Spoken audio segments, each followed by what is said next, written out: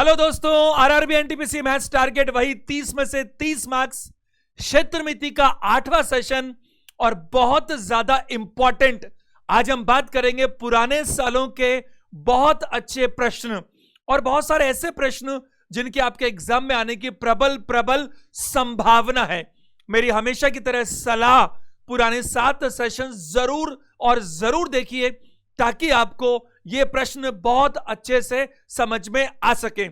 मैंने ना केवल आपको कॉन्सेप्ट सिखाने की कोशिश की है बल्कि यह भी बताने की कोशिश की है कि सारे फॉर्मूला का ओरिजिन क्या है, यानी कैसे निकल कर आया। मैंने आपको बताया किस तरह से मैं बात करूं। एक बेलन यानी सिलेंडर से शंकु बनता है, एक शंकु यानी कि कोन से गोला बनता है और गोले से आधा काटकर हम हेमिस्फेयर यानी अर्धगोला बनाते हैं और बहुत सारी बातें। चलिए प्रश्नों से बात करता हूं। प्रश्न संख्या 53 क्या प्रश्न है?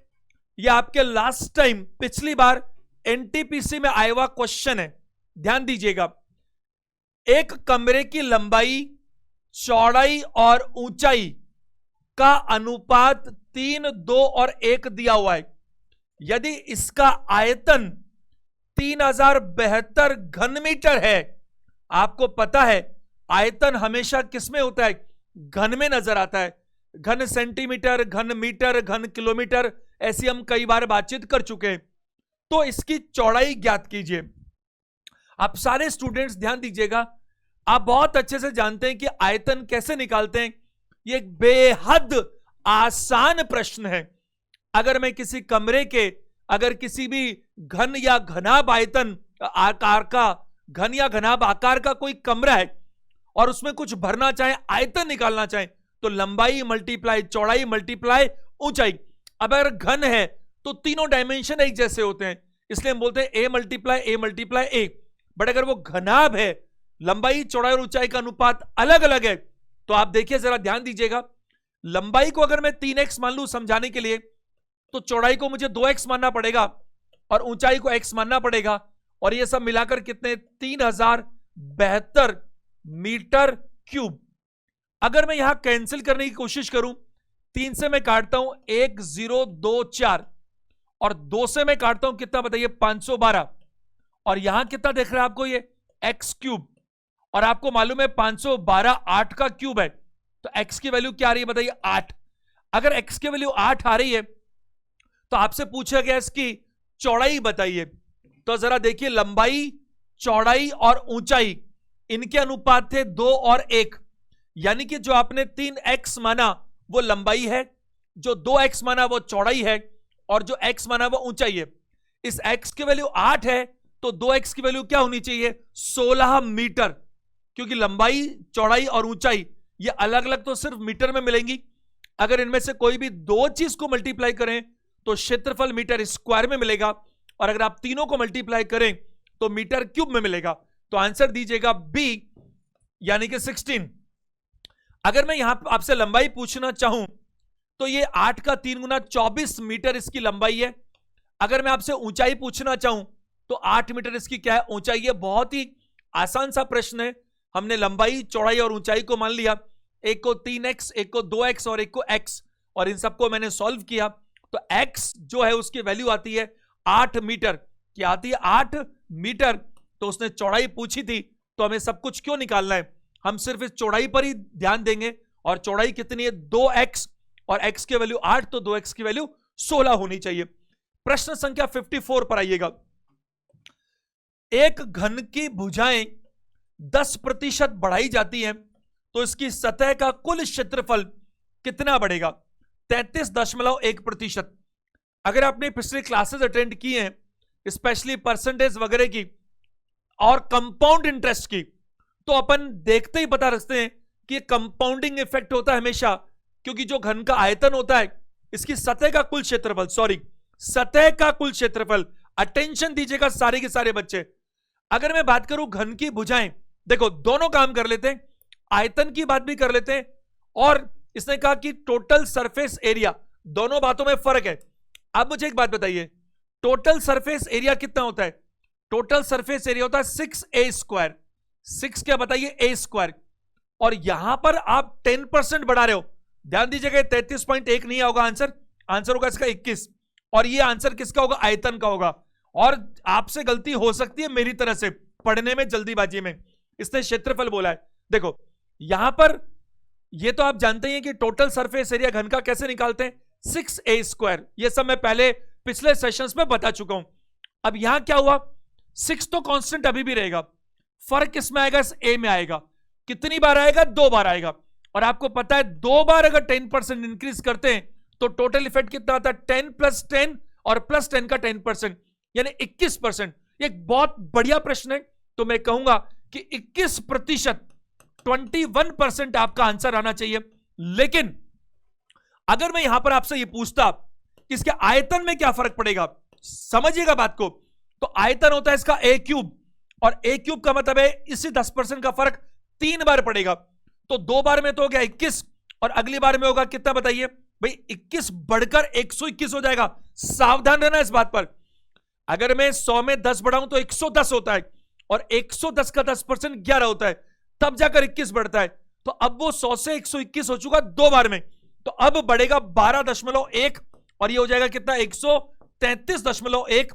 यानी कि यहां पर 100 से पहुंच गए 133.1 पर, तो आंसर आता 33.1%।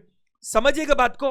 तो आयतन की अगर बात होती, आपको मैं ये रिक्वेस्ट करूंगा आपके हित के लिए कि आप इसको जरूर नोट करके लिख दीजिएगा, क्योंकि पढ़ने में जरा सी भी गलती हुई तो आंसर गलत आ जाएगा। आयतन होता तो 33.1% होता, और अगर ऐसे होता तो 21% होता। ये परसेंटेज नाम के चैप्टर में हमने सक्सेसिव चीजें खूब पढ़ी हैं बारीकी से। हमने कंपाउंड इंटरेस्ट में भी सक्सेसिव को बारीकी से पढ़ा है। जिन बच्चों ने वो सेशंस अटेंड किए वो तो इनको देखते ही कर सकते हैं बस, लेकिन देखना सही चीज, गलती से कहीं क्षेत्रफल को आयतन मत देख लेना। चलिए आगे बढ़ते हैं बात को। 55 नंबर प्रश्न, ध्यान दीजिएगा, ये भी आपके ग्रुप डी में आया हुआ क्वेश्चन है। सवाल क्या है देखिए, 10 सेंटीमीटर त्रिज्या वाली एक ठोस गेंद, गेंद का मतलब गोला हो गया, को पिघलाकर 2 सेंटीमीटर त्रिज्या वाली छोटी गेंदों में ढाला गया। यदि कोई अपव्यय न हो तो इस प्रकार कितनी गेंदें बनेंगी? तो आप ऊपर 10 है, 5 बार काट लो, 125 आंसर आएगा। आंसर आएगा बी, 5 सेकंड अधिकतम लगने वाले, अधिकतम से अधिकतम। अब आप सारे बच्चे समझिएगा, मैं आपको कॉन्सेप्ट बताता हूं पहले और फिर बताता हूं 5 सेकंड हद मार के लगेगी ऐसे क्वेश्चंस के आंसर निकालने में। आप देखो आपके पास क्या उपलब्ध है, आपके पास एक ऐसी गेंद उपलब्ध है, आपको क्या करना है इसमें, इसको पिघलाकर कोई भी ऐसी चीज, जैसे मान लीजिए, मेरी बात ध्यान से सुनिएगा, एक बड़ा सा लड्डू उपलब्ध है, बड़ा सा लड्डू, और वो लड्डू ठोस है, और अगर हम उसको गर्म करें किसी कढ़ाई में डालकर तो पिघल जाएगा पूरा, और उसको पिघला करके हम उसके छोटे छोटे 100 लड्डू बनाएं तो बना सकते कि नहीं बना सकते? इंपॉर्टेंट बात क्या है, सुनिएगा ध्यान से, उस एक लड्डू का आयतन जितना था उतना ही आयतन इन 100 लड्डुओं का भी मिलकर होगा, क्योंकि हमने ना तो इसमें कुछ चीज जोड़ी है बाहर से और ना इसमें कोई अपव्यय हुआ है। अपव्यय मतलब क्षति हुई है, यानी कि थोड़ा पार्ट जला नहीं है, कम नहीं हुआ। अगर हम मिट्टी का एक बड़ा सा लड्डू बनाए, बड़ा सा लड्डू, फिर उसको फोड़ दें, तो ऐसे अगर हम छोटे छोटे 5 लड्डू बना दें फिर फोड़ने के बाद, तो एक लड्डू के 5 लड्डू बन गए, लेकिन जितना आयतन वॉल्यूम उस एक लड्डू का था उतना ही वॉल्यूम इन 5 लड्डू का भी आपको मिलेगा। कई बार देखो जब हम प्रसाद चढ़ाते हैं तो कई बार अपन को क्या लगता है, बड़ा लड्डू मिलता है देखने को और छोटे छोटे मिलते हैं।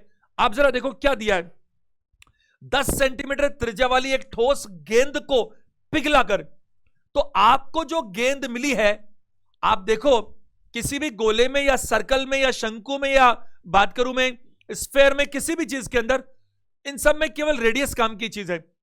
तो लंबा तरीका क्या है कि आपने जिस गेंद को, गोले को पिघलाया उसका आयतन कितना था, और गोले का आयतन कितना होता है 4/3 पाई आर क्यूब, ये मैंने सब सिखा रखा है आपको। तो 4/3 पाई आर कितनी है, रेडियस 10 सेंटीमीटर, तो 4/3 पाई आर क्यूब, तो आर की जगह मैं 10 लिख सकता हूं क्योंकि 10 है। तो ये तो आपके पास आयतन है उस गेंद का जिसको आप पिघला रहे हो। इसको पिघलाने के बाद क्या किया आपने, 2 सेंटीमीटर त्रिज्या की छोटी गेंदों में ढाला इसको। तो जो 2 सेंटीमीटर त्रिज्या की छोटी गेंद में डाला उसका आयतन कितना होगा, अरे है तो वो भी गेंद ही ना, तो है तो वो भी गोला ही, तो आयतन कैसे निकालोगे, 4/3 पाई आर क्यूब। इसका सेंटीमीटर क्या है, 2 सेंटीमीटर, तो 2 सेंटीमीटर मल्टीप्लाई 2 सेंटीमीटर मतलब ये सेंटीमीटर है, मैंने लिखा नहीं क्योंकि सब जगह एक जैसा था, सेंटीमीटर है।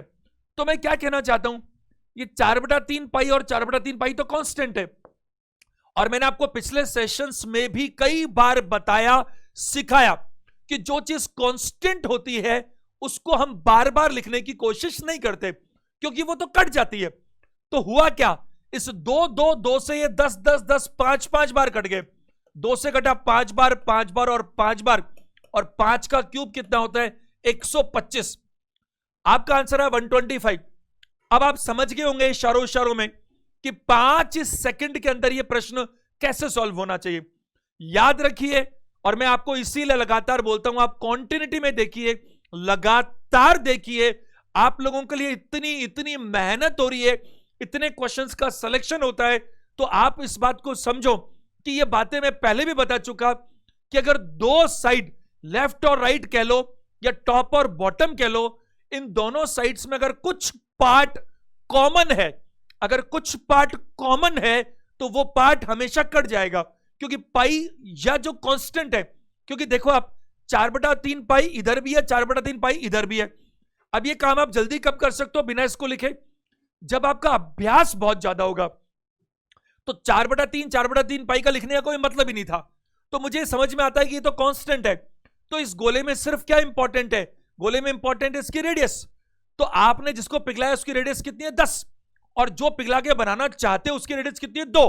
तो पता है कि 10 के क्यूब में 2 के क्यूब का भाग लगाना है, तो 10 10 10 में 2 2 2 का भाग लगाना है, तो 2 से कटकर 10 10 10 बनेगा 5 5 5, यानी आंसर 5 का क्यूब आएगा, और 5 का क्यूब क्या होता है, 125। आगे चलते हैं अपन प्रश्न संख्या 56 पर, 56, ध्यान दीजिएगा।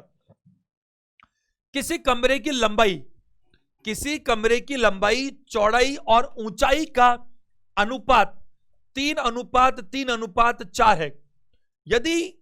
यदि लंबाई दुगनी, चौड़ाई 2/3 और ऊंचाई आधी की जाती है, तो कमरे की 4 दीवारों को पेंट करने का खर्चा कितने प्रतिशत तक कम हो जाएगा। यह आपके ग्रुप डी में आया हुआ प्रश्न है। सारे बच्चे ध्यान दीजिएगा, बहुत ज्यादा ध्यान दीजिएगा। कितना खर्चा कम हो जाएगा अगर हम लंबाई, चौड़ाई और ऊंचाई में परिवर्तन कर दे, तो परिवर्तन कर देंगे हम लोग, लेकिन पहले यह तो पता लगाएं कि पहले भाई आप खर्चा कब कम करोगे। खर्चा की रेट नहीं दी, उसकी जरूरत भी नहीं है। जैसे मान लो पहले आपका एरिया बनता था 100 वर्ग मीटर, मान लीजिए पहले जो पेंट करने का एरिया था वो था 100 वर्ग मीटर, और अब वो हो जाता है 80 वर्ग मीटर। तो आपका खर्चा कितना कम हो जाएगा, अरे जितना एरिया प्रतिशत में कम हो गया खर्चा भी उतना ही कम होगा, बशर्ते पेंट कराने की पर स्क्वायर मीटर रेट वही हो, और कुछ भी नहीं कहा जाए तो हम तो वही मानेंगे, उसमें हमारे को कोई तकलीफ नहीं। तो देखो, मैं अगर आपसे बात करूं कि पहले बिफोर, शुरुआत में पहले जो था क्या, चारों दीवारों का क्षेत्रफल। मैं आपसे एक बहुत इंपॉर्टेंट सवाल पूछना चाहता हूं।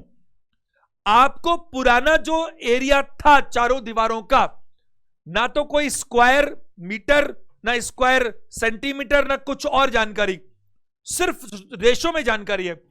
और मैंने आपको अनेकों बार ये चीज सिखाने की कोशिश की कि अगर सूचना रेशो में उपलब्ध हो और आंसर भी रेशो में ही चाहे वो, तो आपको क्या करना चाहिए, आपको सिर्फ यही करना चाहिए कि रेशो में ही काम चला लेना चाहिए। अब 2 एंगल से बच्चे काम करते हैं। पहला एंगल, लंबाई मान ली 3x, चौड़ाई मान ली 3x, ऊंचाई मान ली 4x। लेकिन मैं कहता हूं इस x की जरूरत ही नहीं है। अब मेरे साथ चलिए जरा ध्यान से। तो पहले यानी कि प्रीवियसली स्टार्टिंग में जो चारों दीवारें थी उनका क्षेत्रफल कितना था, तो हम बात करेंगे। आपको मैंने ये प्रूव करके दिया हुआ है पिछले सेशंस में। 2 मल्टीप्लाई ऊंचाई, एक बार चलो मेरे साथ। 2 मल्टीप्लाई ऊंचाई, ऊंचाई कितनी है 4 रेशो में। रहने दो उसको 4, कोई तकलीफ नहीं है, एक बार रहने दो, पूरी बात तो करो, फिर देखेंगे बाद में। एक बार सॉल्व तो करते अपन, क्योंकि ऐसे करोगे तो वर्बली भी कर लोगे, क्योंकि डेटा अगर यही यूज करना है तो वर्बली हो जाएगा। कैसे होगा मैं आपको बताता हूं। पहले देखो 2 इंटू ऊंचाई, लंबाई प्लस चौड़ाई, लंबाई प्लस चौड़ाई 3 प्लस 3 6। तो जरा मैं बात करूं, ये कितना बना 8 और ये कितना है 6, 8 से 48। ये 48 क्या है मुझे नहीं पता, आगे क्या है, ये सेंटीमीटर स्क्वायर है कि मीटर स्क्वायर है कि क्या है मुझे नहीं पता, लेकिन मुझे इसके पता लगाने की जरूरत भी नहीं है। क्यों जरूरत नहीं है, क्योंकि जो ये है वही नया भी आएगा, तो इसका वैल्यू मेरी नजर में खत्म हो गया। तो मेरे को मतलब सिर्फ किससे, रेशो में 48 आया। अब देखो नया क्षेत्रफल किसका, वही चारों दीवारों का। बार बार क्यों लिखवाओगे इसको, तो वही चीज है। तो 2 इंटू क्या करना है ऊंचाई। अब इसने क्या किया, लंबाई को दुगना किया, चौड़ाई को 2/3 किया और ऊंचाई को आधा कर दिया। तो ऊंचाई का रेशो पहले क्या था 4। इस बात की नितांत आवश्यकता है कि ना केवल आपको प्रश्न सॉल्व करना आना चाहिए, बल्कि आपको उसे मिनिमम टाइम में और एक्यूरेसी के साथ भी करना आना चाहिए। आपकी सफलता की कुंजी सिर्फ यही बनती है, स्पीड और एक्यूरेसी का बेहतरीन तालमेल। अब आप क्या करें, लंबाई दुगनी, चौड़ाई 2/3 और ऊंचाई आधी होती है। तो ऊंचाई पहले 4 थी, ये लंबाई चौड़ाई ऊंचाई, ऊंचाई अगर 4 थी और वो आधी हो गई, तो अब ऊंचाई कितनी मानकर चलूं 2, बताइए है कि नहीं। अगर ऊंचाई आधी हो गई तो मैं 2 मानकर चलूंगा, मुझे सिर्फ रेशो से मतलब है। लंबाई दुगनी हो गई तो लंबाई का रेशो पहले 3 था, अब 6 हो गया। चौड़ाई 2/3 हो गई, तो 3 पहले थी, 3 का 2/3 मतलब 3 मल्टीप्लाई 2/3, तो 3 का 2/3 2 होता है, तो ये 2 हो गया। तो मैं यहां बात करूं, ये 2 2 कितना हो गया 4 और ये 8, तो 8 चौक 32 हो गया। भाई ये तो हो गया 4 और ये 8, 8 चौक कितना हो गया 32, 32। मैं फिर आपको वही कहूंगा, अगर वो सेंटीमीटर स्क्वायर है तो सेंटीमीटर मान लो, मीटर है तो मीटर मान लो। अब उसने कुछ दिया नहीं तो मुझे इनकी जरूरत है नहीं, इसीलिए मैंने लिखकर काटने की कोशिश की। आप मुझे बताइए कि क्षेत्रफल में क्या हुआ। वैसे उसने बोल दिया साफ साफ कि कम ही होगा साहब, तो मैं यहां कहूंगा, यहीं पे एक लाइन में काम खत्म कर लेते हैं। क्षेत्रफल में कमी, क्षेत्रफल में कमी अगर मैं देखूं तो मैं 48 पर था और 32 पर आ गया, तो 16 कम हो गया। अब आप ये मेरे से बार बार मत पूछना कि साहब आगे स्क्वायर क्यों नहीं लिख रहे हो, क्योंकि स्क्वायर मैंने लिया ही नहीं, मुझे रेशो में मतलब है। अब कमी, यही जो कमी है, इस कमी का अगर मैं प्रतिशत देखना चाहूं तो कमी कितनी है 16, और कमी किस पर होती है, जो शुरू में होता है उस पर। 16 तिया 48, 1/3 और 1/3 आप जानते हैं 33 सही 1/3 प्रतिशत। तो उसने खुद ने यहां प्रतिशत बोल दिया, इसलिए यहां नहीं लगाया, वरना यहां पर बोलता कितना कम होगा तो मैं बोलता 33 1/3 प्रतिशत, और इसने प्रतिशत लिख दिया तो उसको वहां मार्का नहीं लगाया, कोई फर्क नहीं पड़ता उस बात से। तो उम्मीद है आप बात को समझ पा रहे हैं। एक अच्छा प्रश्न, लेकिन आसान प्रश्न है। कमरे की लंबाई, चौड़ाई और ऊंचाई का यह अनुपात दिया हुआ है। मैंने आपको अनेकों बार कहा, अगर सूचना अनुपात में है और अंत में आंसर भी अनुपात में चाहिए तो रियल वैल्यू की जरूरत नहीं पड़ती। अगर सूचना प्रतिशत में है और अंत में आंसर भी प्रतिशत में चाहिए तो भी रियल वैल्यू की जरूरत नहीं पड़ती। आप समझने की कोशिश कीजिए, यह समय आपके लापरवाही करने का नहीं है। मुझे यह बात देखकर बहुत ही आश्चर्य है कि स्टूडेंट्स का अभी जो मैं रिटेंशन देख रहा हूं, जो व्यूज देख रहा हूं, वो कंपैरेटिवली कम है, जबकि अभी हमारा मनोबल और बढ़ना चाहिए। और मैं अपना एफर्ट्स और बढ़ा रहा हूं इस दिशा में कि आपको और बेटर कैसे मिल सकता है।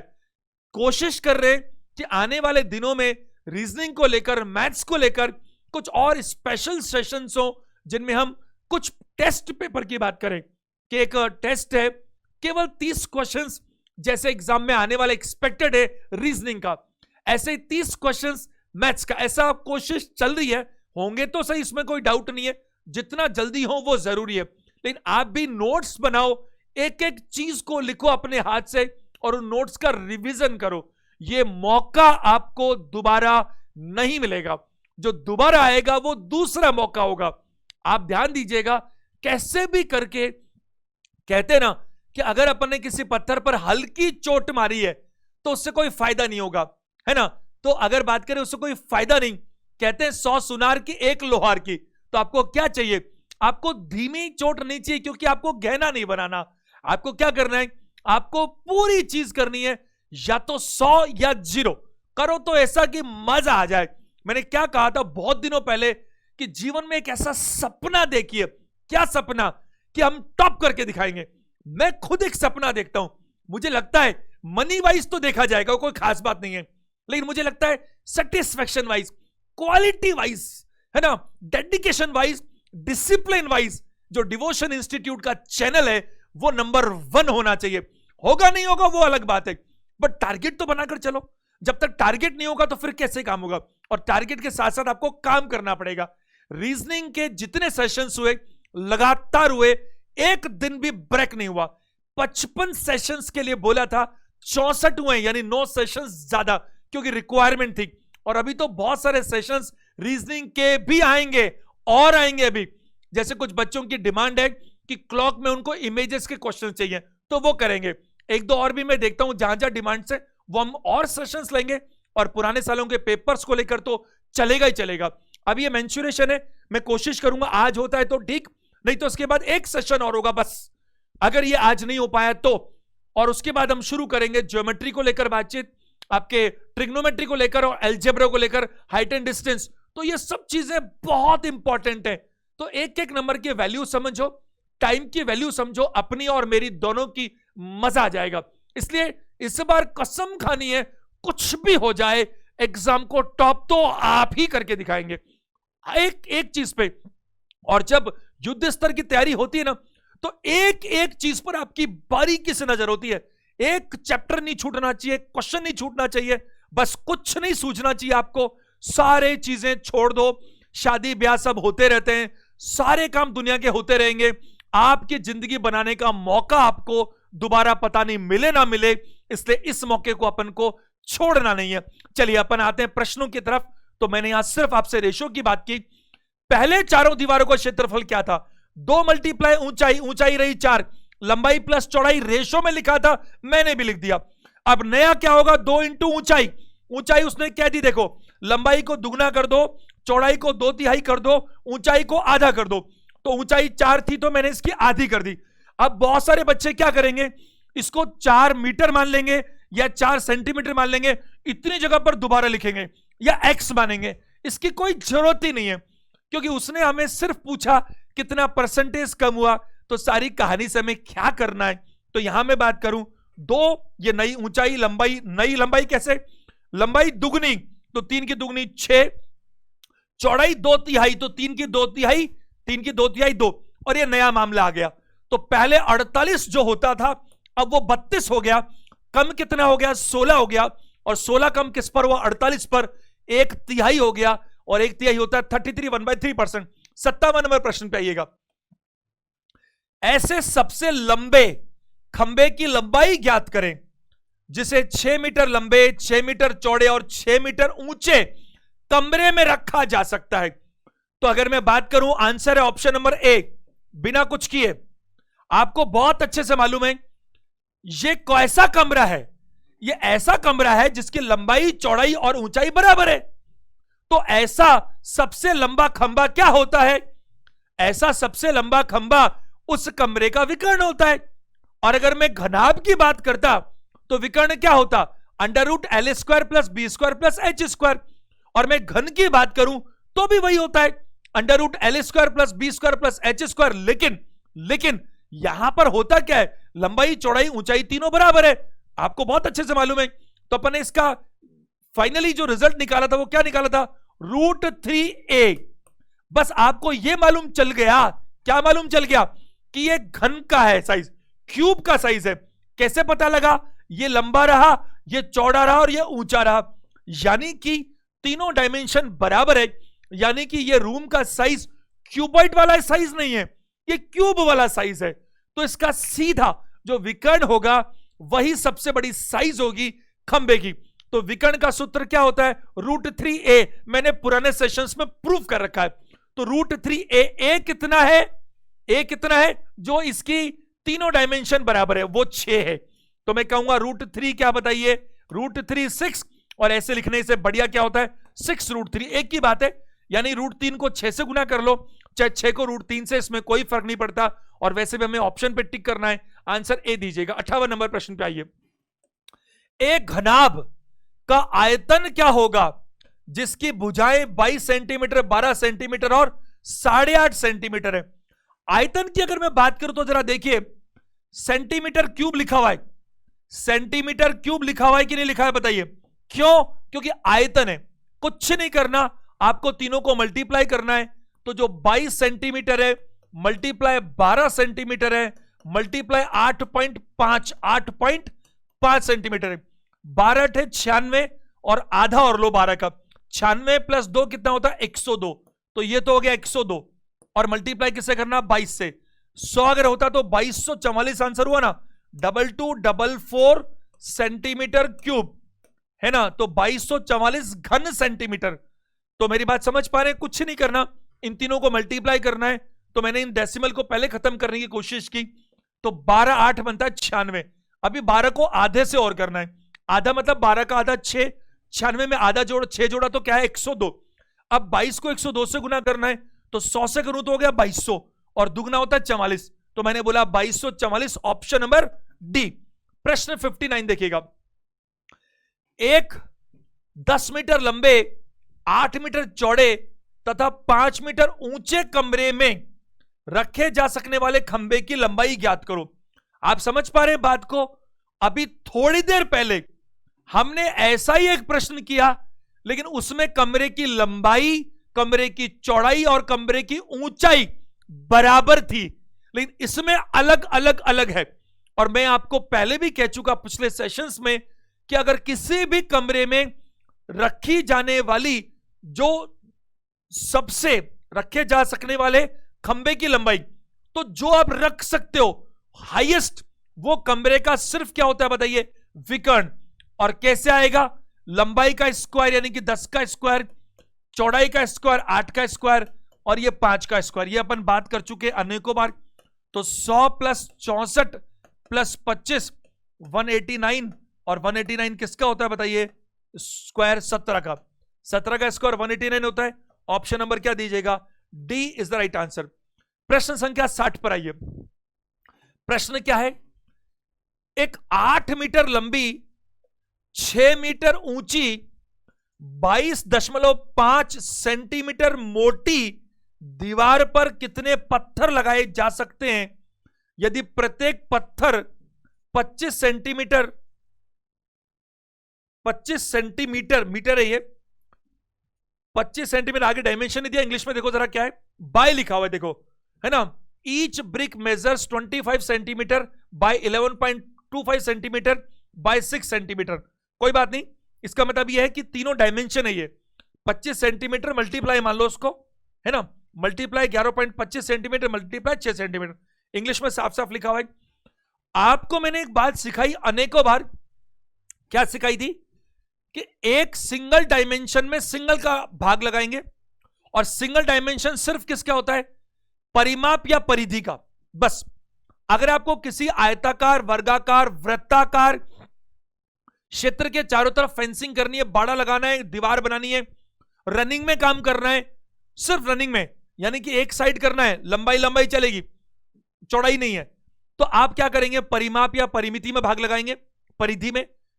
अगर आपको फर्श बिछानी है तो आपको लंबाई चौड़ाई दोनों दिए पत्थर की, कितने पत्थर लगेंगे ये पूछा गया है, तो आप क्षेत्रफल में भाग लगाएंगे, क्योंकि 2 डायमेंशन दिया है तो 2 डायमेंशन भाग लगेंगे। और अगर वॉल्यूम की बात हो रही है या कोई चीज 3 डायमेंशन की दी गई है, तो आप 3 डायमेंशन में 3 डायमेंशन का भाग लगाएंगे। How many bricks will be required for a wall 8 metre long, 6 metre high and 22.5 centimetre thick if each brick measures. ये वैसे देखा जाए तो एक लंबाई भी है, चौड़ाई भी और ऊंचाई भी है, तीनों है। कायदे से देखा जाए तो आप ब्रिक लगाते हो तो वो ऐसा काम होता है जो 2 डायमेंशन का होता है, लेकिन यहां पर जो आपको इंफॉर्मेशन दी है जो कायदे से करनी चाहिए, वो क्या करनी चाहिए, आपको जहां ब्रिक लगानी है वो 3 डायमेंशन की चीज है, और जो ब्रिक है वो भी 3 डायमेंशन की है। तो आपको कुछ नहीं करना, 3 डायमेंशन में 3 डायमेंशन का भाग लगाना है, जैसा मैंने आपको पिछले सेशंस में सिखा भी रखा है। देखो तो आपके पास क्या साइज है, ये मीटर में भी और सेंटीमीटर में भी है, और मैंने आपको गणित में कई बार ऐसा कहा, लिखवाया भी है शुरू में चैप्टर्स में, परसेंटेज प्रॉफिट वगैरह में, कि रुपया और पैसा दोनों हो तो सबको पैसा बनाना, सेंटीमीटर और मीटर दोनों हो तो सबको सेंटीमीटर बनाना, किलोग्राम और ग्राम दोनों हो तो सबको ग्राम बनाना। क्या मतलब है इस बात का, मतलब इतना सा कि 2 तरह की यूनिट से तो हमेशा छोटी यूनिट में कन्वर्ट करना चाहिए। छोटी यूनिट में कन्वर्ट करने से फायदा होता है कि डेसिमल्स में चीज नहीं आती। अब देखो क्या करूं, 8 मीटर लंबी है तो 8 मीटर को मैं क्या कह सकता हूं, 800 सेंटीमीटर।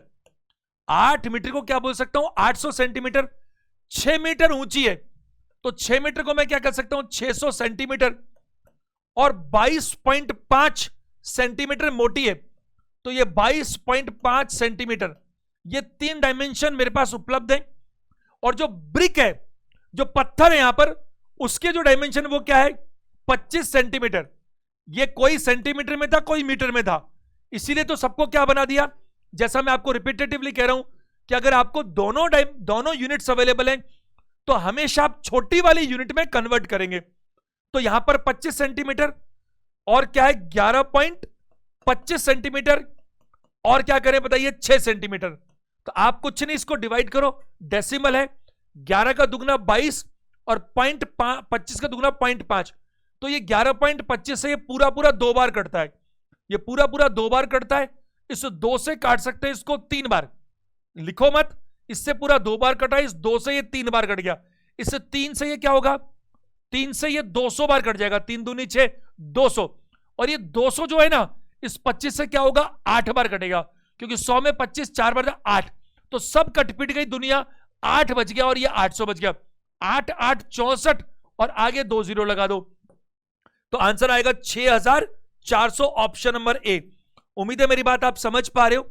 बहुत आसान सा प्रश्न है, आपको मैं लगातार वही कह रहा हूं, अगर 3 डायमेंशन में इंफॉर्मेशन है तो 3 में भाग भी 3 का ही लगना चाहिए। तो ये लंबाई, ये चौड़ाई, ये ऊंचाई, ये भी ब्रिक की लंबाई चौड़ाई ऊंचाई, इस 11.25 से कट गया 2 बार, 2 से काटा मैंने 3 बार, 3 से काटा मैंने 200 बार, इस 200 को मैंने 25 से काटा 8 बार, और बहुत आसानी से कटता चला गया, आंसर बन गया 6400। प्रश्न संख्या 61 पर आइएगा, 61 नंबर प्रश्न। एक घन का मतलब क्या है, क्यूब का पृष्ठीय क्षेत्रफल 40.56 सेंटीमीटर स्क्वायर है, तो इसकी भुजा क्या होगी। तो आपको उसका टोटल जो सरफेस एरिया है वो दिया हुआ है। तो आप मेरे को एक बात बताइए, टोटल सरफेस एरिया क्या होता है घन का, 6a स्क्वायर, यही तो होता है भाई। आप अगर घन की बात करते हो, उसका टोटल सरफेस एरिया क्या होता है, आपको पता है घन में 8 कोने होते हैं, 6 सतह होती हैं और 12 किनारे होते हैं। तो सतह तो 6 होती है ना, तो हर सतह कैसी होती है, वर्ग के जैसी होती है। तो इसका total surface area 6a square, और यहां मैं बात करूं इस 6 को तो कांस्टेंट, अच्छा यहां 40.56 दे रखा है, 40.56 सेंटीमीटर स्क्वायर, ये सब यूनिट तो अपन को पता ही है। 6 से काटते हैं जरा देखो, 6 6 36, 6 7 42, 6 36, क्योंकि ये पूरा कट गया, चूंकि यहां डेसिमल है तो 6 पॉइंट, ये a स्क्वायर बच गया मेरे पास। आप एक बार डेसिमल को भूल जाओ तो ये 26 का स्क्वायर होता है 676, 26 का स्क्वायर कितना होता है 676। तो यहां पर जो a की वैल्यू आएगी वो क्या आएगी, 2.6, 2.6 क्या बताइए सेंटीमीटर, क्योंकि जो इसकी भुजा है वो तो सिंगल डायमेंशन है, और अगर वो सिंगल डायमेंशन है तो वो केवल सेंटीमीटर में होना चाहिए। एरिया जो होता है वो क्या होता है, 2 डायमेंशन का इस्तेमाल है, इसलिए स्क्वायर लगता है। और जो आयतन होता है, जो मैं बार बार कह रहा हूं, वो हमेशा क्या होता है, वो 3 डायमेंशन है, इसलिए हमेशा क्या लगता है, क्यूब लगता है। तो यहां पर आंसर दीजिएगा, इसका जो आपको साइड नजर आती है वो आती है 2.6 सेंटीमीटर। प्रश्न संख्या 62 पर आइए। एक सिलेंडर की त्रिज्या व आयतन किसी ठोस गोले की त्रिज्या व आयतन के समान है, तो सिलेंडर की ऊंचाई क्या होगी? ध्यान दीजिएगा, ये आपके एग्जाम में आया हुआ क्वेश्चन है। सिलेंडर की अगर मैं बात करूं, आयतन, किसी भी फिगर का आयतन, मैंने कहा उसका जो आधार है, अगर आप उसको ऊंचाई से मल्टीप्लाई कर दें तो आयतन मिलता है। ये सारी बातें हम ऑलरेडी बहुत बारीकी से कर चुके हैं, ध्यान दीजिएगा। इसने क्या कहा, सिलेंडर की जो त्रिज्या है, रेडियस, और आयतन किसी ठोस गोले, स्फेयर की त्रिज्या और आयतन के समान है। इसका मतलब यह हुआ कि एक सिलेंडर और जो गोला है, दोनों का आयतन समान है और दोनों की त्रिज्या भी समान है। प्रश्न क्या है, सिलेंडर की ऊंचाई क्या होगी? ऐसे प्रश्न जब एग्जाम्स में आते हैं तो वाकई में वो बहुत ही सरल होते हैं। जरा ध्यान दीजिएगा, अगर मैं किसी सिलेंडर की बात करूं तो बेलन, उसका जो आयतन है वो क्या होता है, pi R square H, pi R square H. ये मैं बात करूं आपसे, सिलेंडर की बात कर रहा हूं, और इधर मैं बात करूं स्फेयर की, जो गोला है, गोले का आयतन क्या होता है, 4/3 पाई आर क्यूब। और इन सब के बारे में बारीकी से बातचीत हम ऑलरेडी कर चुके हैं। तो इसने कहा कि सिलेंडर का जो आयतन है और जो गोले का आयतन है वो एक समान है, और चूंकि वो एक समान है इसीलिए मैंने दोनों के बीच में बराबर का चिन्ह लगाया। अब आगे क्या कहा, साथ में उसने कहा कि इनकी त्रिज्या भी एक समान है। जरा ध्यान दीजिएगा, जब आप धीरे धीरे अभ्यास करते हैं और कोई भी दो सूत्रों को इस तरह से लिखते हैं कि वो एक समान है, अगर दोनों तरफ कुछ चीजें ऐसी नजर आती हैं जो एक्चुअल में कांस्टेंट है, तो आपको उनको लिखने की जरूरत ही नहीं होती। जैसे पाई कांस्टेंट है, अगर पाई कांस्टेंट है तो लिखने का कोई मतलब ही नहीं था, लेकिन मैं आपको सिखा रहा हूं इसलिए अपन लिखकर बात कर रहे हैं। तो यहां मैं पाई कैंसिल कर सकता हूं दोनों तरफ से, और चूंकि इसने कहा कि त्रिज्या भी एक समान है, तो आपको सिखाने के लिए बता रहा हूं, इस आर स्क्वायर को मैं आर मल्टीप्लाई आर बोल सकता हूं, और इस आर क्यूब को आर मल्टीप्लाई आर बोल सकता हूं। तो इस आर मल्टीप्लाई आर से इस आर मल्टीप्लाई आर को कैंसिल कर सकता हूं। तो मेरे पास क्या बच रहा है, ये आर स्क्वायर कैंसिल हो गया और ये मेरे पास सिर्फ आर बच रहा है। तो इधर क्या बचा मेरे पास सिलेंडर में, सिर्फ हाइट बचा, क्योंकि आर स्क्वायर कट गया, इस आर स्क्वायर से आर स्क्वायर मल्टीप्लाई आर, तो आर तो बच गया और ये कट गया, और इधर क्या बच रहा है, 4/3, क्या बताइए, आर। तो इसने पूछा भी कुछ ऐसा ही था कि सिलेंडर की हाइट क्या होगी, ये रहा सिलेंडर, ये रही इसकी हाइट, और इसकी हाइट होगी 4/3 आर। ऑप्शंस में देखें तो ऑप्शन नंबर ए देना चाहिए, 4/3 मल्टीप्लाई आर मतलब त्रिज्या। तो ऑप्शन नंबर क्या दीजिएगा, ए हमारा आंसर है। बहुत स्पष्ट है, ये सिलेंडर है, वो स्फेयर गोला है, दोनों का आयतन एक समान है, तो इसका आयतन पाई आर स्क्वायर एच, इसका आयतन 4/3 पाई आर क्यूब। और दोनों की अगर यहां पर त्रिज्या समान ना हो तो फिर हम त्रिज्या को काट ही नहीं पाएंगे, क्योंकि इस आर से आप सीधा इस आर को गलती से भी नहीं काट सकते। इसको आप तभी काट सकते हो जब इस सिलेंडर का जो रेडियस है और जो गोले का रेडियस है वो एक समान हो। क्यों? क्योंकि आर यानी कि रेडियस कांस्टेंट थोड़ी होती है, वो तो कुछ भी हो सकती है, किसी जगह पर 2 सेंटीमीटर, कहीं पर 20 सेंटीमीटर, वो कांस्टेंट नहीं है। बट कोई भी सूत्र होगा उसमें पाई कांस्टेंट है, या फॉर्मूला में कहीं पर भी कुछ लिखा है 4/3, 2/3, कुछ भी, जो फॉर्मूले का कांस्टेंट पार्ट है तो बात अलग है, उसको हम कैंसिल कर सकते हैं। तो यहां पर कुछ नहीं बचा, हाइट बची 4/3, रेडियस, आंसर ए दीजिएगा। 63 नंबर प्रश्न पर आइएगा, क्वेश्चन नंबर 63। एक बेलन, ये भी आपके ग्रुप डी में आया हुआ क्वेश्चन है। एक बेलन यानी कि सिलेंडर और एक शंकु यानी कि कोन। आपको यह बात हमेशा हमेशा याद रखनी चाहिए कि बेलन से ही शंकु बनता है। बेलन का 1/3 हिस्सा शंकु होता है और शंकु से ही हमेशा गोला बनता है। शंकु का 4 गुना गोला होता है, और गोले को आधा करने से आधा गोला हेमिस्फेयर बनता है। और ये बात मैं कई बार इसलिए कह चुका हूं क्योंकि कई बार ये चीजें कंपेयर करने में प्रश्नों में पूछी जाती है। देखिए ध्यान दीजिएगा, आज अपन क्षेत्रमिति का एक लास्ट सेशन करते हैं, सेशन नंबर 8। तो अभी थोड़ा सा वक्त और लगेगा मुझे इसको कंप्लीट करने में, बट कल से फिर हम लोग ज्योमेट्री शुरू करेंगे।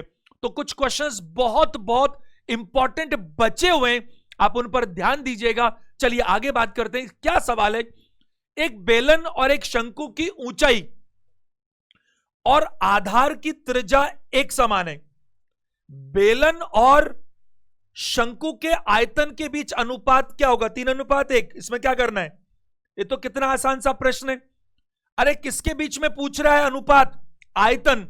आपको मैंने अभी क्या बोला, सिखाया था ना, इसीलिए तो कॉन्सेप्ट सिखाए थे ताकि सूत्रों पर निर्भर ही नहीं रहो। आपको सिखाया था कि एक सिलेंडर यानी कि बेलन का जो आयतन होता है, बशर्ते क्या, रेडियस और हाइट सेम होनी चाहिए। क्योंकि उसी सिलेंडर से अगर मैं शंकु बनाऊंगा तो तभी तो बनाऊंगा जब वही बेलन है। अरे वही बेलन है तो वही रेडियस है और वही हाइट है। तो अगर उसी बेलन से मैं शंकु बनाऊंगा तो दोनों जगह सिर्फ क्या होगा, मुझे यहां पर बेलन का आयतन क्या होता है, पाई आर स्क्वायर एच। बेलन का आयतन क्या होता है, पाई आर स्क्वायर एच। जबकि शंकु का आयतन क्या होता है, अरे उसमें 1/3 ही तो लगा होता है, 1/3 पाई आर स्क्वायर एच। अब पाई तो दोनों में कांस्टेंट है, आर भी एक जैसी है तो आर स्क्वायर कट जाएगा, एच भी एक जैसी है वो भी कट जाएगा। बचा क्या, इधर कुछ नहीं बचा, इधर 1/3 बचा। तो रेशो क्या बना, 1:1/3। तो ये वाली चीज इस वाली चीज से 3 गुना बड़ी हो गई। तो बेलन का आयतन, अगर आपको सूत्र भी पता है ना, जब मैंने निकालना सिखाया था, तो देखते ही आंसर दोगे। आंसर क्या दोगे, 3:1। फिर भी कुछ बच्चों के लिए मैं लिखना चाहता हूं, ध्यान दीजिएगा। अगर मैं सिलेंडर की बात करूं और कोन की बात करूं तो आप देखिए इनके फॉर्मूले आयतन के क्या होते हैं। इसका होता है पाई आर स्क्वायर एच और ये क्या होता है 1/3 पाई आर स्क्वायर एच। तो मैं क्या समझाने की कोशिश कर रहा था कि ये पूरा पाई आर स्क्वायर एच इससे कट गया। क्यों कट गया, पाई तो वैसे कांस्टेंट होता है, बट उसने क्या कहा था कि बेलन और शंकु की ऊंचाई और आधार की त्रिज्या एक समान है। तो ऊंचाई अगर एक समान है तभी काट सकता हूं, सावधान। अगर ये कोन इस सिलेंडर से नहीं बना हुआ होता तो इसकी हाइट अलग हो सकती थी। इसकी हाइट गलती से ऐसा कर मत देना वरना गड़बड़ हो जाएगी। ये आप काटने वाला काम सिर्फ तब कर सकते हो जब आपको ये मेंशन हो क्वेश्चन के अंदर कि एक शंकु या गोला या शंकु या सिलेंडर या कोई भी दो चीज, उनका अगर रेडियस सेम बोले तो काट सकते हो, हाइट सेम बोले तो काट सकते हो, नहीं तो नहीं काट सकते। इसीलिए उसने कहा कि इनकी रेडियस भी एक जैसी है तो मैंने काट दिया, हाइट भी एक जैसी है। अरे तो बचा क्या, ये कटने के बाद 1 हो गया और ये क्या बचा 1/3। तो इनके रिलेशन हो गए 1 और 1/3 से जो रेशो में नजर आते हैं 3:1 क्या बताइए 1। तो यहां पर इन दोनों के आयतन के बीच ऑप्शन नंबर ए 3:1 होना चाहिए। अगले प्रश्न पर आते हैं 64 नंबर। दो गोलों, यह प्रश्न भी आपके एग्जाम का ही है, दो गोलों की सतह के क्षेत्रफल का अनुपात 1:4 है। दो गोलों की सतह के क्षेत्रफल का अनुपात 1:4 है। तो बताइए उनके घनफलों में अनुपात क्या होगा, 1:8 होगा। 2 ही सेकंड का काम है, बस पढ़ो और कर लो, कॉन्सेप्ट पता होने चाहिए। पहले मैं वर्बली बताता हूं, देखो क्वेश्चन क्या बोल रहा है, the ratio of the surface area of 2 spheres is 1:4। मुझे एक बात बताइए, मैंने आपको क्या सिखाया था, गोला कैसे बनता है? गोला बनता है 90 डिग्री के 4 कोन को मिलाने से। कोन का बेस क्या होता है, एक सर्कल। तो 4 सर्कल मिलकर ही तो गोला बना। तो गोले का सरफेस एरिया क्या होता है, 4 सर्कल के क्षेत्रफल के बराबर। सर्कल का क्षेत्रफल क्या होता है, पाई आर स्क्वायर। तो इसीलिए तो गोले का क्षेत्रफल बनता है 4 पाई आर स्क्वायर। तो एक बात बताओ मेरे को, इसने क्या बोला, इसने बोला कि दो गोलों की सतह के क्षेत्रफल का अनुपात 1 और 4 है। तो दोनों का सूत्र तो एक जैसा ही है भाई। दो गोलों का जो टोटल सरफेस एरिया है वो होता क्या है, 4 पाई आर स्क्वायर। तो सोचो 4 इधर भी है 4 इधर भी है, कांस्टेंट है, पाई इधर भी है इधर भी है, कांस्टेंट है। तो क्या अलग है, आर स्क्वायर। और मैंने कहा था जब तक दोनों में आर एक जैसी नहीं हो तो अपन काट नहीं सकते। तो इसी की वजह से तो ये अनुपात आ रहा है 1 और 4। तो 1 और 4 में किसका रोल है, क्या 4 का रोल है? नहीं तो मैं लिखूंगा अभी, पहले एक बार समझ तो लो। समझोगे, बिना लिखे करोगे तो मजा आएगा। जिंदगी को इतने हल्के में मत लो। एक एक सेकंड की कीमत है, एक एक सेकंड से भी कम। अगर कई गेम्स देखोगे ना आप, तो लोग सेकंड के 100वें हिस्से से हार जाते हैं या जीत जाते हैं। तो स्टूडेंट्स कई बार क्या होता है, आधे आधे एक एक नंबर से जिंदगी इधर से उधर हो जाती है। इसलिए कभी भी हल्के में मत लो चीजों को। देखो 4 पाई आर स्क्वायर, तो आर स्क्वायर इधर, आर स्क्वायर इधर, और उसका रिजल्ट आता है 1 और 4। तो इसका मतलब आर की वैल्यू इधर 1 और इधर 2 होनी चाहिए। इधर 1 और इधर 2, तभी तो होगा 1:4। 1 का स्क्वायर 1 और 2 का स्क्वायर 4। 1 और 2 किसका रेशियो है? रेडियस का। सवाल क्या पूछा था? उनके घनफलों में। घनफलों का मतलब क्या है? वॉल्यूम। वॉल्यूम क्या होता है? आपको मैंने बताया ना, वॉल्यूम क्या होता है भाई? 4/3 पाई आर क्यूब। अरे तो दोनों तरफ 4/3 कॉमन है, दोनों तरफ पाई कॉमन है, तो अलग क्या है? क्या है? Are cube. तो आर इसकी कितनी थी? 1। 1 का क्यूब 1 ही होगा, और उसकी 2 थी, 2 का क्यूब 8 होगा। इसलिए दोनों के अनुपात जो होंगे आयतन के, वो 1:8 होगा। उम्मीद है मेरी बात को समझ पा रहे हैं आप। रटना सख्त बना है, सिर्फ सीख सकते हैं और थोड़ी कोशिश करेंगे। आप क्या करते हो, प्रश्न आपको दिखा नहीं, आपने कॉपी ली और पेन पे लिखना शुरू किया। सही तरीका हमेशा यह होता है, वीडियो को पॉज किया जाए और उसके बाद खुद से किया जाए पहले, और खुद पूरी मशक्कत करो। हल्के में मतलब बार बार कह रहा हूं, और फिर आपको नहीं हो तो देखो, और हो जाए तो ये देखो, ये सबसे इंपॉर्टेंट बात है। हो जाए तो ये देखो कि आपने कैसे किया और मैं कैसे करवा रहा हूं। दोनों में फर्क अगर है तो कर आप भी रहे हो, कर मैं भी रहा हूं, लेकिन समय का फर्क है। आप लिखकर कर रहे हो तो 4 गुना समय लगा दोगे। इधर देखो, 2 गोले हैं और क्षेत्रफल क्या होता है गोले का? 4 पाई आर स्क्वायर। तो ये पहले का, ये दूसरे का, बिल्कुल है। इन दोनों का रिजल्ट जो है वो क्या है? 1:4 दिया हुआ है। ये गोला नंबर 1, ये गोला नंबर 2। इनका जो टोटल सरफेस एरिया, अगर कुछ नहीं कहता ना तो टोटल सरफेस एरिया ही मानते हैं इसको। अगर मैं बात करूं तो 1:4 है। मैं क्या कह रहा हूं, ये 4 पाई तो कॉमन है, तो आर स्क्वायर की वैल्यू 1 है और आर स्क्वायर की वैल्यू क्या है? 4। आप इसको 1 कर लो ऐसे, R1 square R2 square. Confuse हो रहे हो तो, बट एग्जाम में कोई पूछता थोड़ी है इसको। R1 लिखा था, 2 लिखा था, आपको मतलब है समझने से। तो R की वैल्यू क्या आ रही है? R1 और R2, इसका रेशो क्या आ गया? 1:2। आ गया कि नहीं आ गया मुझे बताइए। अब इसने क्या पूछा आपसे? घनफल मतलब आयतन। इसका आयतन क्या होता है? अरे भाई गोले का आयतन क्या होता है? 4/3 पाई आर क्यूब। और यहां पर क्या होगा? 4/3 पाई आर क्यूब। अब आप R2 कर लो, ऐसा करो चलो। तो ये 4/3 पाई तो कॉमन है, तो कॉमन है, दोनों में कांस्टेंट काट दो। तो इस R1 की वैल्यू क्या थी? 1। तो 1 का क्यूब, और यहां पर R2 की वैल्यू क्या थी? 2। 2 का क्यूब। तो फाइनली आंसर क्या होगा? 1:8। 1:8। Answer should be D. उम्मीद है मेरी बात को आप समझ पा रहे हैं। प्रश्न संख्या 65 पर आइएगा। क्या कह रहा है? 1.5 सेंटीमीटर त्रिज्या वाले एक गोले का पृष्ठीय क्षेत्रफल क्या होगा? कुछ नहीं करना, फॉर्मूला आपको आता है, 4 पाई आर स्क्वायर। यही तो फॉर्मूला है हमारे पास। 1.5 सेंटीमीटर त्रिज्या वाले गोले का पृष्ठीय क्षेत्रफल क्या होगा? What will be the surface area of A sphere of radius 1.5 centimetre? 4/22/7 1.5 multiply 1.5। आपकी नजरें तेज होनी चाहिए। आप जरा नोटिस करो, एग्जाम में ऑप्शंस कैसे मिल रहे हैं? इस तरह से मिल रहे हैं। अगर इस तरह से मिल रहे हैं तो ये पक्की बात है। क्या पक्की बात है? इनको मल्टीप्लाई करेंगे तो कुछ ना कुछ राउंड फिगर आएगा। और यहां पर नीचे 7 है, देखो जरा। यानी कि आपको पूरा सॉल्व नहीं करना। कई बार आपको नजर, ये आपके एनटीपीसी सेकंड फेज जनवरी 17 का आया हुआ क्वेश्चन है, तो ये मेंस में पूछा गया, सेकंड फेज कह लो। बहुत इंपॉर्टेंट मानते, बट ये बिल्कुल आसान सा क्वेश्चन है। देखो आपको हमेशा ये ध्यान रखना चाहिए कि ऑप्शंस का पैटर्न क्या है, और जो ऑप्शंस का पैटर्न है उसी को तो फॉलो करोगे। आंसर लिख कर आओगे क्या तो जबरदस्ती पूरा निकाल लो, फिर देखो तो ऑप्शन में मिला ही नहीं। तो थोड़ी सी नजर तेज होनी चाहिए। ये कैसे आती है? ये आती है प्रैक्टिस से। अच्छी प्रैक्टिस, अच्छी नॉलेज, फिर होगा। देखो इसको आप 15 का स्क्वायर 225 जानते ही है, तो 2.25 कह सकता हूं मैं। और ये 22/4 कितना बताइए? 88। 88 को 2.25 से बहुत आसानी से मल्टीप्लाई किया जा सकता है। देखो अगर मैं यहां बात करूं तो 88 का दुगना कितना होता है? 176। 80 का दुगना 160 और 88 का चौथा है 22। अगर जोड़ू तो कितना बनेगा 198, नीचे कितना था 7, 198/7, 198/7 ऑप्शन नंबर ए। अगर आप इसको मल्टीप्लाई करते हो 4 मल्टीप्लाई 22/7 मल्टीप्लाई 1.5 मल्टीप्लाई 1.5 कर सकते हो, बट मैं आपको, मेरी ड्यूटी बनती है आपको हर चीज बेटर बताना। तो क्या 15 का स्क्वायर होता है 225 है, सारी दुनिया जानती है। ये 0.2 है, पॉइंट के बाद एक डिजिट 2 होने चाहिए, 2.25। अब ये 22 का 4 गुना क्या 88, या आप ऐसा भी कर सकते थे, कोई फर्क नहीं पड़ता।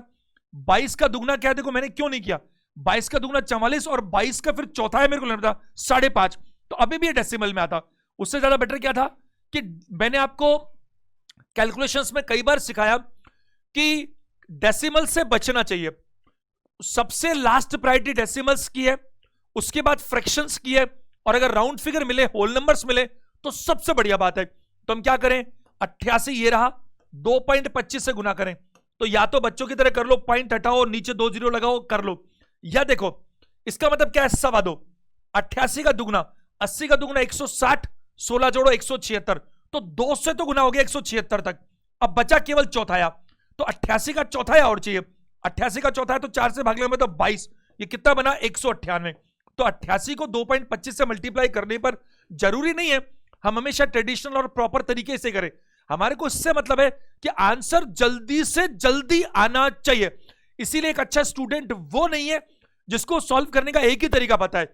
एक अच्छा स्टूडेंट वो है जिसको रीजनेबली सारे तरीके पता है, और कब कौन से तरीके का इस्तेमाल करना चाहिए ये उसको सिखाएगा उसकी अथक प्रयास, प्रैक्टिस, तब जाकर मजा आएगा, है ना। तो आप बहुत बहुत प्रैक्टिस करो।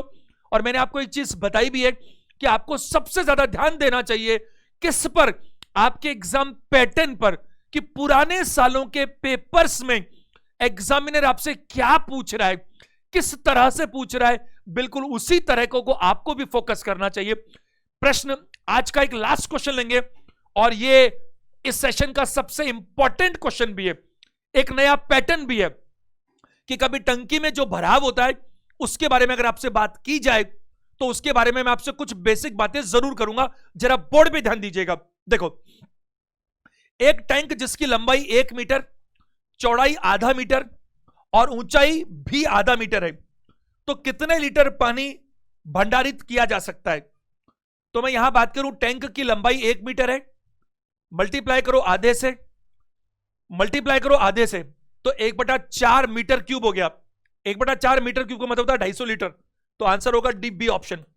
अब मैंने आपको जो बताया 250 लीटर, क्योंकि इसने पहले कह दिया कितने लीटर, तो ऑप्शन में लिखा नहीं इसने, क्योंकि सारे ऑप्शंस लीटर में, इसका मतलब यही समझ में आता है। अब इसकी अपन थोड़ी बेसिक बात करें तो जरा समझ लेंगे सारे बच्चे। देखो, वॉल्यूम की अगर हम बात करते हैं तो हमेशा में समझ में आता है कि वॉल्यूम हमेशा 3 डायमेंशन में आता है, 3 डायमेंशन में आता है। अगर मैं बात करूं लंबाई मल्टीप्लाई चौड़ाई मल्टीप्लाई ऊंचाई, लंबाई कितनी है 1 मीटर, चौड़ाई कितनी है आधा मीटर कह दूं उसको, भाई 0.5 को मैं अगर पॉइंट उड़ाऊंगा तो 5/10 होगा, 1/2 कह सकता हूं ना, और ऊंचाई को भी मैं आधा मीटर कह सकता हूं। अगर मैं इनको मैं मल्टीप्लाई करता हूं तो ये मुझे मिलता है 1/4 मीटर क्यूब, 1/4 मीटर क्यूब। क्या मेरी बात आप समझ पा रहे हैं? और आप नोट कर लीजिएगा मेरी बात को, अगले पेज पर लिख लेते हैं अपन, अगले पेज पे जगह नहीं तो पिछले पेज को उठाते हैं, जरा देखो कोई खाली पेज, सारे बच्चे ध्यान देंगे इस खाली पेज पर। देखो जरा ध्यान देना, मैं कुछ आपको बहुत बहुत इंपॉर्टेंट बात बता रहा हूं, अटेंशन दीजिएगा। देखो, अगर मैं आपसे कहूं कि एक मीटर क्यूब का मतलब क्या होता है, तो 1 मीटर क्यूब का मतलब हमेशा याद रखिएगा 1000 लीटर होता है। 1000 क्या होता है लीटर, तो मैं कह सकता हूं, और सुनो, 1000 सेंटीमीटर क्यूब का मतलब क्या होता है, इसका मतलब हमेशा 1 लीटर होता है। इसका मतलब हमेशा क्या होता है 1 लीटर होता है। तो आपको कभी भी 1 घन मीटर अगर आयतन है, यानी 1 मीटर लंबाई, 1 मीटर चौड़ाई, 1 मीटर ऊंचाई, अगर यह टैंक का आयतन है तो यह मानकर चलिएगा उस टैंक में 1000 लीटर पानी भरा जा सकता है। या 1000 घन सेंटीमीटर अगर है तो वो 1 लीटर के बराबर है। अब जरा इन दोनों का रिलेशन थोड़ा सा देखते हैं मेरे साथ साथ, ध्यान दीजिएगा। ये 1 मीटर क्यूब का क्या मतलब है, 1 मीटर क्यूब का मतलब है 1 metre multiply 1 metre multiply 1 metre, तो एक एक से तो एक हो गया और मीटर से मीटर क्यूब हो गया। क्या आप 1 मीटर को 100 सेंटीमीटर कह सकते हैं? हां बिल्कुल कह सकते हैं। तो क्या मैं इसको भी 100 सेंटीमीटर कह सकता हूं? बिल्कुल कह सकता हूं। और इसको भी मैं 100 सेंटीमीटर कह सकता हूं। तो मुझे एक बात बताइए, यहां पर सेंटीमीटर तो क्यूब नजर ही आ रहा है ना आपको भाई, सेंटीमीटर मल्टीप्लाई सेंटीमीटर, और जीरो कितने दिख रहे हैं आपको? जीरो दिख रहे हैं 6। तो मैं क्या करता हूं, 6 में से 1 2 3 यहां रख लेता हूं और 1 2 3 यहां रख लेता हूं कुछ बताने के लिए। तो इसका क्या अर्थ हुआ, ये किसके बराबर है? ये इसके बराबर। इसकी वैल्यू आ रही है ना भाई, ये जो आया वो इसकी वैल्यू के बराबर आया, क्योंकि 1 मीटर क्यूब को ही तो निकाला मैंने। अब मैंने आपको क्या बताया, ये आपको ध्यान रखना है, क्योंकि हम इसके बहुत डेप्थ में जाएं इसकी जरूरत नहीं है, बट आपको बताऊं मैं थोड़ा सा कॉन्सेप्ट, वो जरूरी है। तो इधर देखो, 1000 घन सेंटीमीटर का मतलब 1 लीटर होता है। तो मैं क्या इस वाले पार्ट को जो मैंने अभी हाईलाइट कर दिया, अगर मैं इस वाले पार्ट के 3 जीरो लगी हुई है, तो इसका मतलब क्या है? इसका मतलब क्या है? 1 लीटर। बताइए है या नहीं? अरे ये जो मैंने लिखा है इसका मतलब 1 लीटर है ना, और इसके पहले क्या लिखा हुआ है? 1000। तो इसका पूरे का मतलब क्या हुआ बताइए? 1000 लीटर। तो आप जरा समझने की कोशिश कीजिए, मैं आपको फटाफट दोबारा बताता हूं। 1 घन मीटर, आपको 1 घन मीटर का मतलब क्या होता है? 1 घन मीटर का मतलब होता है 1000 लीटर। और यहां पर मैं कहूं कि 1000 घन सेंटीमीटर का मतलब क्या होता है? 1 लीटर। तो मैंने कहा 1 घन मीटर का मतलब 1 metre multiply 1 metre multiply 1 metre, इसका मतलब 100 सेंटीमीटर 100 सेंटीमीटर 100 सेंटीमीटर। तो सेंटीमीटर क्यूब तो है 06 है, और 3 जीरो अगर सेंटीमीटर क्यूब के साथ हो, सेंटीमीटर क्यूब के साथ कितनी जीरो? 3 जीरो हो, तब जाकर वो 1 लीटर बनता है। लेकिन जो ये है वो क्या है? ये वाला तो है ही है, 1000 सेंटीमीटर क्यूब तो है ही है, साथ में उसका 1000 गुना भी है, तब जाकर वो बनेगा। तो ये तो है 1 लीटर, उसका 1000 गुना, तो ये क्या हो गया? 1000 लीटर। अभी जो प्रश्न हम लोग कर रहे थे उसमें आपके पास उत्तर क्या आ रहा था? उसमें लंबाई थी 1 मीटर, चौड़ाई थी आधा मीटर, ऊंचाई भी थी आधा मीटर।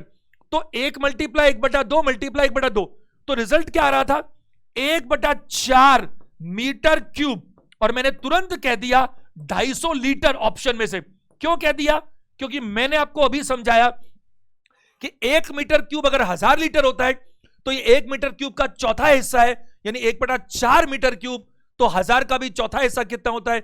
250 लीटर इसका सही आंसर रहेगा। उम्मीद करता हूं आपको मेंसुरेशन में बहुत सारी चीजें नई सीखने को मिली होगी, मजा आया होगा। जितने इसके सेशन मुझे करने से उससे ज्यादा हो गए, 8 सेशंस में हुआ है, कोई बात नहीं। अब हम कल से बहुत इंपॉर्टेंट चीज शुरू करने वाले हैं, ज्योमेट्री को लेकर बात करेंगे।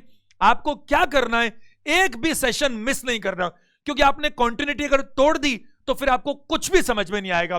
बहुत बहुत अच्छे से तैयारी करें, मेरी शुभकामनाएं हमेशा की तरह आपके साथ हैं। वीडियो देखने के लिए थैंक यू वेरी मच।